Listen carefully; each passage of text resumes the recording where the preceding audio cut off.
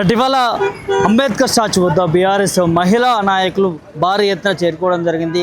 బండి సంజయ్ కుమార్కి సంబంధించి ఇవాళ ఎందుకు అరెస్ట్ చేయట్లేదు రాష్ట్ర హోంశాఖ అంటూ కూడా వారు మాట్లాడుతున్నటువంటి పరిస్థితి కనిపిస్తుంది. ఇక్కడ భారీ ఎత్తున పోలీసులు చేరుకున్నారు. వారిని అందరినీ కూడా అదుపులో తీసుకునేటువంటి ప్రయత్నం జరుగుతుంది. ఇటు బీఆర్ఎస్ మహిళా లీడర్స్కి అదేవిధంగా ఇటు పోలీసులకి కొంత ఘర్షణ వాతావరణమే జరుగుతుందని చెప్పుకోవచ్చు అంబేద్కర్ స్టాచ్యూ దగ్గర.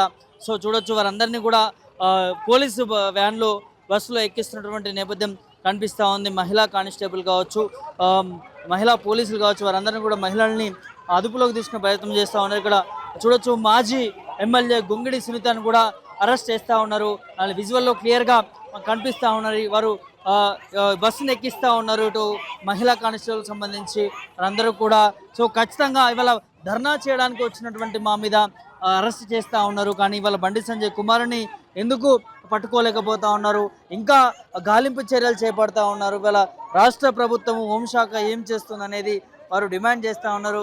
బీఆర్ఎస్ మహిళా నాయకులు అందరినీ కూడా ఈ పోలీసు వ్యాన్స్లో ఇందులో ఎక్కిస్తున్న పరిస్థితి కనిపిస్తూ ఉన్నది. ఒక్కసారి చూడొచ్చు వారు డిమాండ్ చేస్తూ ఉన్న పరిస్థితి. ఒక రౌడీని ఒక కీచకుడిని అరెస్ట్ చేయడానికి చేతనైతలేదు కానీ ఇట్లా ఆడవాళ్ళు రోడ్డు మీదకి వచ్చి మా బాధ ఆ తల్లి ఆవేదన తెలుపుతుంటే మాత్రం మమ్మల్ని ఒక్కొక్కళ్ళు 10 మంది కలిసి మమ్మల్ని నానా హింసలు పెట్టి అరెస్ట్ చేస్తారు.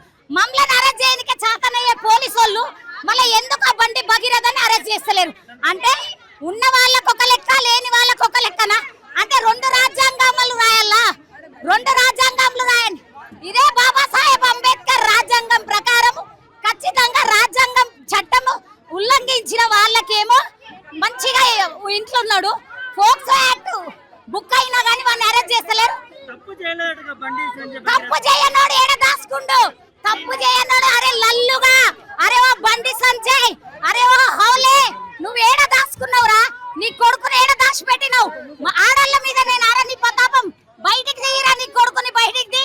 కాదు అంటే పోలీసు వాళ్ళని 5 నిమిషాలు పక్కన పెట్టమని మేము గుంజుకొస్తాం. వాడు ఏడ దాచుకున్నా గానీ మేము గుంజుకొస్తాము, మేము శిక్షిస్తాం.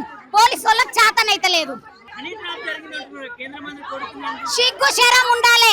ఒక ఫోక్స్ యాక్ట్ అయినాక వాడిని అరెస్ట్ చేస్తలే గాని ఒక 17 సంవత్సరాల పిల్ల ఒక మైనర్ బాలిక హనీ ట్రాప్ చేస్తుందా అంటే చట్టము ఎట్లా పనిచేస్తుందో చట్టం చుట్టమయ్యి బండి సంజయ్కి మళ్ళా ఈయన రేవంత్ రెడ్డికి ఒక్కటై ఇద్దరు వాడుకుంటారు.